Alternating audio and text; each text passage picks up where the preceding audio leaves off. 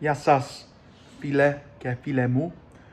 Ήθελα να πω ότι προσπαθώ να γράψω ένα βιβλίο σε ένα άλλο κανάλι και έκανα να μιλήσω για το AI. Ένα πράγμα που είναι πολύ ενδιαφέρον για μένα. Ήθελα να γράψω μια ιστορία για αυτό και το όνομα του novel θα είναι Aegia Cometh.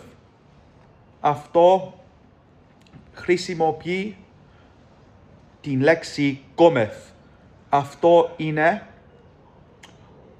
μια λέξη πολύ αρχαία, αλλά ήθελα να χρησιμοποιήσω αυτήν την λέξη γιατί μου αρέσει πάρα πολύ η λέξη. Ευχαριστώ πάρα πολύ.